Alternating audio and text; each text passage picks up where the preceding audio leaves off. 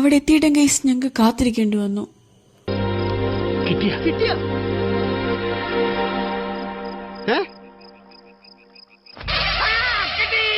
Food കഴിച്ച് ഞങ്ങൾ വേഗം പോയത് അതെ, ദർശന കൾച്ചറൽ സെന്റർ. ഇവിടെ വെച്ചിട്ടായിരുന്നു ഇന്നത്തെ ഇവന്റ്. ഇവരുടെ 2 പേരുടെയും ഫ്രഷേഴ്സ് ഡേ ആയിരുന്നു അവരുടെ ഇൻസ്റ്റിറ്റ്യൂട്ടിൽ.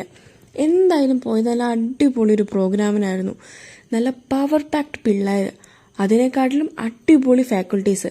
ഇവരുടെ 2 പേരുടെയും കോമ്പോയും കൂടി ആയപ്പോഴത്തേക്ക് സംഭവം വേറെ ലെവലായി.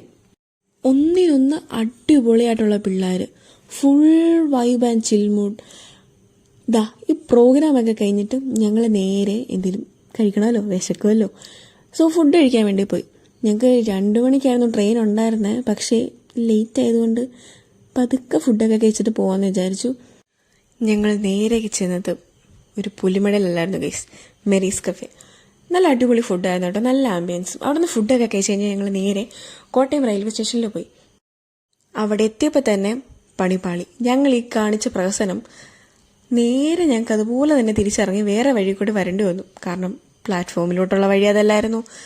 പിന്നെ 2 മണിക്ക് വരുമെന്ന് പറഞ്ഞ ട്രെയിൻ 2:45 വരെ ഞങ്ങൾക്ക് പോസ്റ്റ് തന്ന് 2:45 ആകാറായപ്പോഴത്തേക്കും ആൾ വന്നു. പിന്നെ ട്രെയിനിൽ ഞങ്ങൾ കയറി നല്ല അടിപൊളി വ്യൂസൊക്കെ എൻജോയ് ചെയ്ത് എത്രയൊക്കെ ആലപ്പുഴ കഴിയാന്ന് പറഞ്ഞാലും ഈ വ്യൂ ഒക്കെ കാണുമ്പോഴത്തേക്ക് എന്തായാലും നല്ലൊരു ഹാപ്പിനെസ് ഫീൽ ചെയ്യുന്നുണ്ട് എനിക്ക്.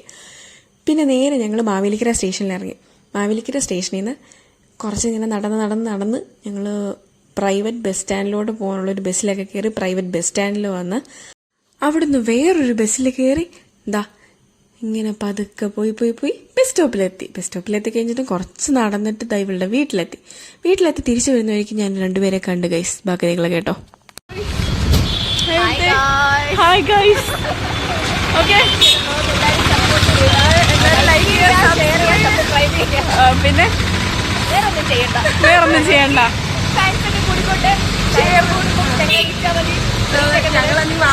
അതെ, ഒരു ഡോക്ടറുണ്ട്, ഒരു നേഴ്സും ഉണ്ട്, എല്ലാ സെറ്റും.